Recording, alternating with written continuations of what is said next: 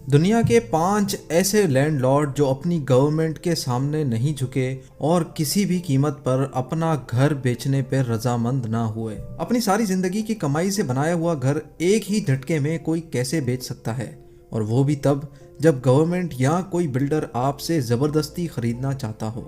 آج ہم آپ کو ایسے 5 گھر دکھائیں گے جن کے مالکان اپنا گھر خالی نہ کرنے کی ضد پہ اڑ گئے، چاہے ان کو سرکار کا سامنا کرنا پڑا یا کسی مالدار بلڈر کا، لیکن انہوں نے اپنا گھر خالی نہ کیا۔ آئیے شروع کرتے ہیں۔ Number 5، Austin Springs. Washington DC سی میں واقع بڑے بڑے اپارٹمنٹس کے بیچ میں دبا ہوا یہ گھر آسٹن اسپرنگز نامی شخص کا ہے۔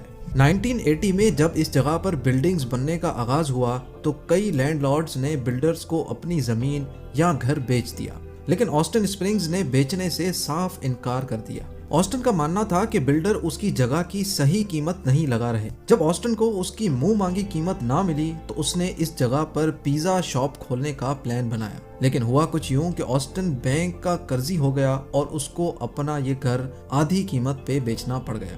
آسٹن نے یہ گھر ایک بلڈر کو $7,50,000 میں بیچ دیا، جبکہ وہ $15,00,000 کی مانگ کر رہا تھا۔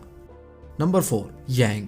پہلی بار دیکھنے سے ایسا لگتا ہے کہ شاید یہاں پہ زلزلہ آیا ہے، لیکن اس 3 منزلہ عمارت کے مالک یانگ نے اس کو بیچنے سے صاف انکار کر دیا تھا۔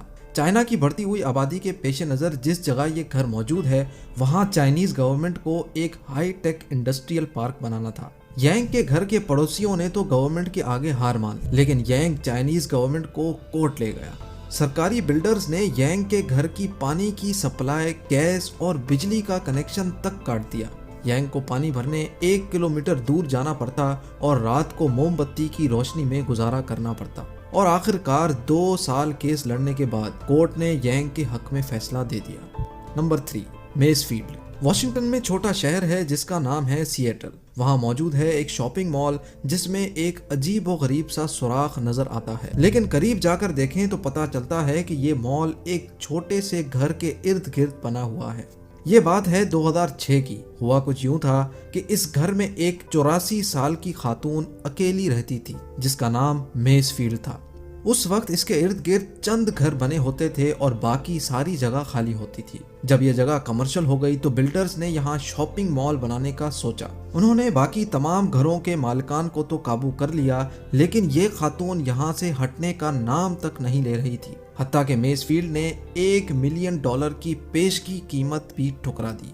بلڈرز نے بوڑھی خاتون کو مزید تنگ نہیں کیا اور اس کے ارد گرد شاپنگ مال تعمیر کر دیا، لیکن 2 ہی سال کے بعد وہ بوڑھی خاتون میز فیلڈ گزر گئی۔ اس کی وصیت کھولی گئی تو اس میں لکھا تھا کہ میرا یہ گھر بلڈر کو گفٹ کر دیا جائے۔ بلڈر نے اس کے گھر پہ قبضہ نہیں کیا اور نہ ہی اس پہ کوئی مال کھڑا کیا، بلکہ آج بھی وہ گھر بلڈر مینٹین کرتا ہے، بلکہ یہ میز فیلڈ ہاؤس اتنا فیمس ہو چکا ہے کہ لوگ اب اس کے ساتھ سیلفیز لینے آتے ہیں۔ نمبر 2، لوو باؤجن۔ ایک بلڈنگ کا ٹوٹا ہوا حصہ ایک نئے روڈ کے بیچ میں کھڑا گاڑیوں کا راستہ روک رہا ہے۔ اس بلڈنگ میں کئی فلیٹس ہوا کرتے تھے جس میں سے ایک فلیٹ میں ایک بوڑھے میاں بیوی رہتے تھے۔ جب گورنمنٹ کو یہاں پہ ایک روڈ تعمیر کرنا تھا تو باقی سارے لوگ پیسے یا متبادل جگہ لے کر فلیٹ چھوڑ گئے، لیکن لوو باؤجن اور اس کی بیوی سرکار کی طرف سے دیے جانے والے متبادل فلیٹ سے مطمئن نہ ہوئے اور انہوں نے اپنا فلیٹ چھوڑنے سے انکار کر دیا اور ٹوٹے ہوئے اپارٹمنٹ میں ہی رہنے کا فیصلہ کیا۔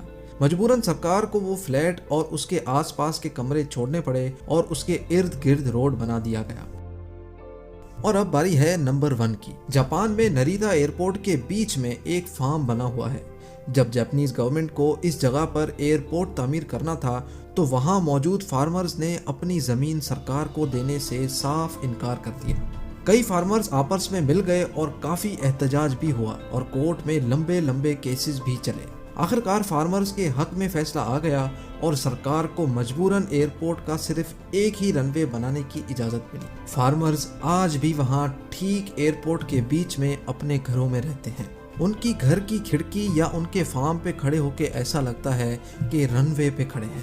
ناظرین، یہ وہ ممالک ہیں جہاں کی قومیں زندہ دل ہیں اور عدلیہ انصاف پسند۔ مجھے امید ہے آج کی یہ ویڈیو آپ کو ضرور دلچسپ لگی ہوگی۔ ویڈیو کو ضرور لائک کریں